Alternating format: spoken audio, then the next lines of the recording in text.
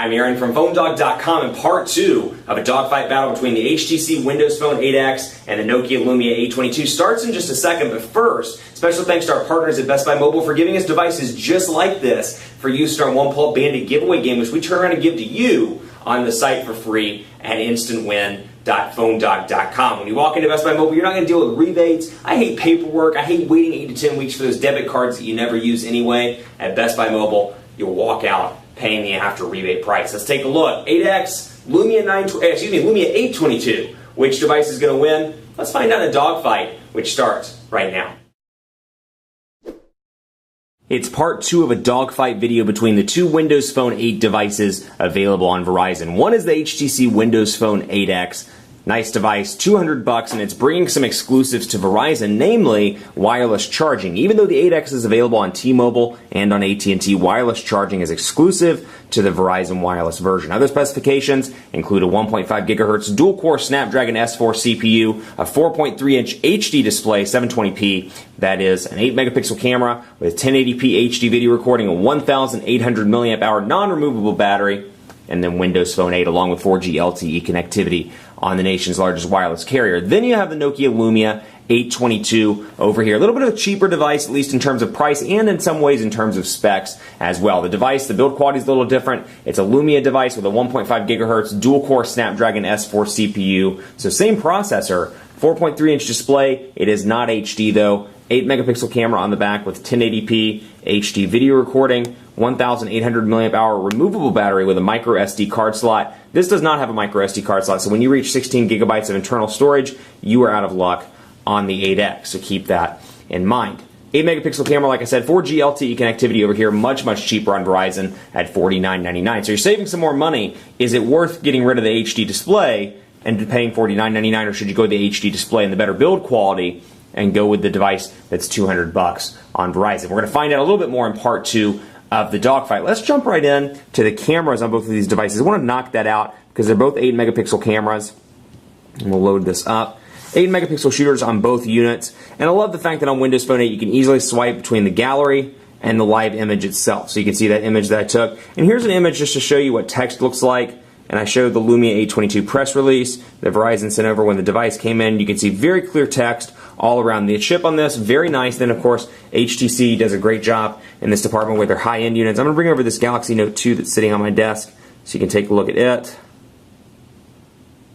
And that was with the flash on. Let's go ahead and turn the flash off.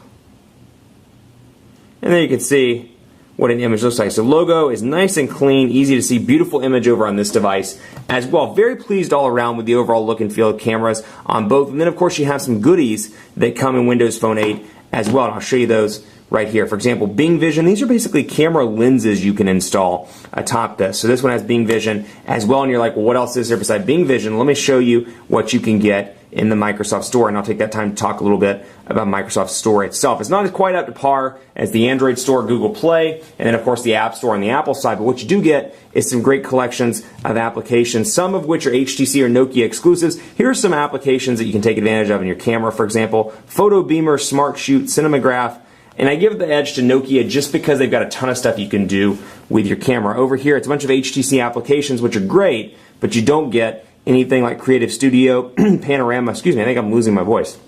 Panorama, and then of course a couple of different filters. So I can install Panorama, for example, and use the device obviously to take a panorama shot, and that'll appear and live right within my camera application. So that's a really nice feature there. That said, the overall image quality is fantastic on the HTC 8X, and one thing I really like, and I find myself missing this when I'm not working with HTC Windows phones, the lock screen. Absolutely love the fact that the weather pops up just like that. It's a beautiful HTC thing. It looks just as good as it does on Android.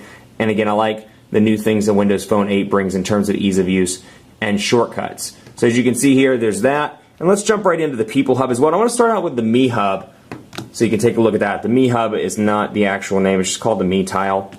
And you can see right here, bam, it brings up my Twitter account. I can post an update from either one of these, and I can post it to Twitter. If I had other social networks shared on this, I could post to something else, but I can easily post a quick update. From there, I can see notifications, people that have mentioned me in tweets, people that are following me or that have replied to me, and I can check in and set chat status as well if I want to, all from this hub right here. I'm going to check in, pick a place, and I can move back and forth between that. And of course, I've got it down on both of these devices, and it's showing my Twitter picture right now.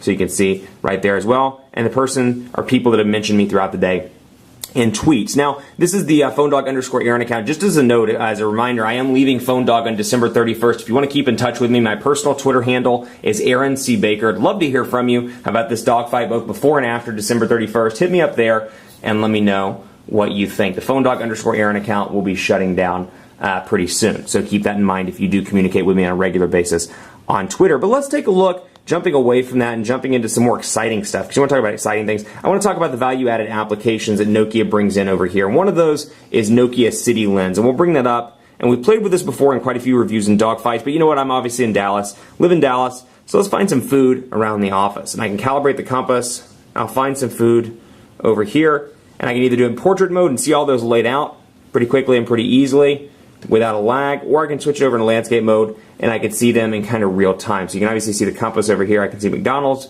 across the way. I can see Dairy Queen. I can see Egg Roll Express. I can see Fish on Fire and more. And then of course I can see my laptop.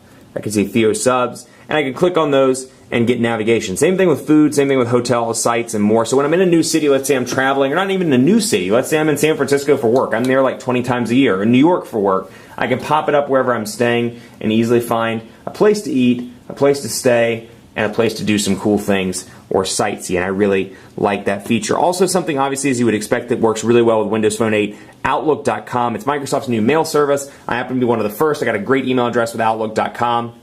Very quick and very easy to use on both of these devices. So we'll load up Outlook so you can see what that looks like as well. I'll load it up over here as well just to show you the two different themes. You can obviously switch between dark and light on both of these units. So you can see emails, Windows Phone over here, and all I have to do to delete that and scroll back and forth and just click over there on the side and delete multiple messages at once. Or I can switch folders and more. Pinch to zoom, responsive again through here. Very responsive, very fluid user interface. That said, it does still exhibit an element of simplicity. So if you're somebody that really likes that complex feel of Android, you like to root, you like to hack, and you like your device to feel like that, like it's got a bunch of features, I think there's a distinct feeling that people get when it comes to that. You either really like a simplistic device that's just easy to use and kind of always works, kind of like iPhone, kind of like Windows Phone 8, or you want that device where you can tinker and play with it and find different settings and different features. That's where Android comes into play. I'm still learning stuff every day about Android, finding new features, because honestly, you're paying for HTC now, you're paying for Samsung, you're paying for LG and Motorola to develop new features and new little quirks within Android. So for example, I'll find a new feature that the Note 2 has, or a new feature that the One X Plus has that I wasn't aware of before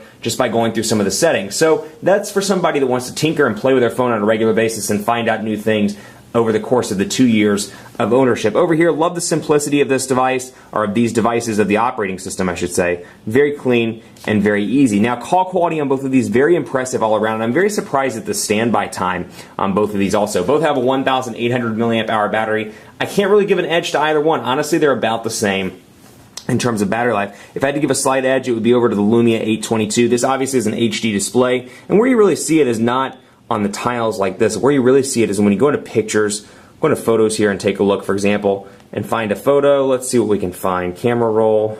No, actually, let's go to albums and see what we can find. One of the 8 pictures. And here's where you can really see that HD display at work. Really a nice HD display. This is a really well-crafted device. I love the way this phone fits in the hands. Very impressed all around with this phone. And Windows Phone 8 continues to gain traction. If they make beautiful hardware like this, I think a lot of people are going to gravitate over to the Windows Phone 8 platform. Over here, this one's a little bit meatier. It definitely does exhibit that mid-range look and feel. Compare this to the Lumia 920, which specs-wise is very similar in a lot of ways. Obviously a bigger display and more, but still, compare it to the 920, and there's really not that much that's different about this device, and it's $49.99 as opposed to $99 on AT&T. So Nokia is really hitting these low price points with both of their devices, but honestly, it's hard to justify this at $50 versus the Lumia 920 at $100 because you're not getting that many more specs. It's easier just to buy this and pay $50 because honestly, specs between these two devices, it's not that different. It's kind of like buying, I don't even know of a good example for you. It's kind of like buying, I always like to use car examples, but I can't really think of a good one here. It's kind of like buying a, I don't have anything. I got nothing. But you know what I'm trying to say here, where they're both very similar across the board. And you think you'd be happy with either one. Applications look good, and this is one thing I wanted to highlight before we signed off. Obviously, you have the Xbox Live integration on both of these, And then you have VZ Navigator over here. Wallet's really useful, where I can come in here and I can store my coupons, credit cards, and more. I can get started, and I can add a plus sign to add a new credit card. And we'll add a new card, for example, to the wallet. And I'll show you the way that the overall user interface looks on this device. So I can enter the credit card here and use next. And then I can use this wallet for purchases and more. So really nice that that application is coming out of the gate. Both of these devices have NFC capabilities. Tap to send, which is really nice. That's what they're calling it in Microsoft Windows Phone 8. Another great thing about both of these devices, Kids Corner, which I've highlighted a couple of times in some Windows Phone 8 reviews, but I'll show you what it's like over here. Settings, you got your kid that plays with your phone. You don't want him or her to call somebody or email somebody at work. So what you do is you come down to Kids Corner and you turn it on, and we're going to add some applications. Let's say kid gets camera, calculator, alarms, and Foursquare, and that's about it. We're not going to set a password, but what you can do is set a password so they can't access your screen, but what they can access is their own Kids Corner. So Kids Corner, you just have to swipe back and forth. As soon as you swipe to the left, you can access Kids Corner and swipe it up, and they get to have their own fun with Kids Corner and customize it to their own. So this is Johnny's Kids Corner.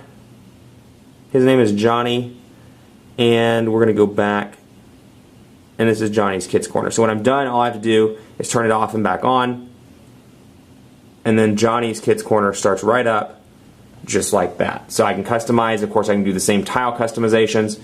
I can't remove the applications, but I can change them around and make this however I want it to look in terms of look and feel. And of course, I can change the font, or excuse me, the color and the black and white background. So that's a cool feature. You can customize it, and when you're done, you just turn it off and back on, and you can go right back to your main area. So both of these devices are great, and again, this is one of those things where it's not like Android, where it's not like an HTC versus the Samsung battle, where it's like 87 Samsung features, 87 HTC features, which one's better for the mainstream consumer? No, these are really similar in a lot of ways, and you're getting some better value-added applications with Nokia over here. I don't know that those necessarily translate into a huge deal when it comes to this device. Where I think a lot of people are going to look at this is price. If you walk into a Verizon store, this is $50, this is $200. Which one are you going to go with? This one has some great value-added applications. This one's kind of run-of-the-mill when it comes to applications, with the exception of HTC's apps. But what it does have is a gorgeous build quality that I think a lot of people are going to love. So the winner of the dogfight is the HTC Windows Phone 8X. It definitely wins the dogfight by a mile, just because of the design, because of the HD display, and again, because of some of HTC's applications and the fact that it has some fantastic features out of the gate. That said, this is a fantastic device. Do not want to sway anybody away from this device. And honestly, if you're looking at these and you're like, is there enough to justify? Here's where this dogfight gets tricky. This one won, but is there enough to justify the price difference between $50 and $200? Not really, unless you like the design of this. If design is that important to you, go with the 8X. If design's not that important to you, you still want a powerful device. This is almost equally powerful. If you can avoid the HD display and avoid the build quality, it's going to be just as good of a device. Keep it locked on PhoneDog.com for continuing coverage of Windows Phone 8 and more. Be sure to follow me on Twitter. Aaron C. Baker is my personal handle. PhoneDog_Aaron is shutting down this Friday, being transferred over to PhoneDog_Taylor. I'd encourage you to follow him as well. He'll be leading PhoneDog on the day-to-day when I leave on December 31st. So keep it locked on PhoneDog. We've got a lot of exciting things coming up for 2013. Keep it locked on the site for continuing coverage, and as always, we'll see you next time.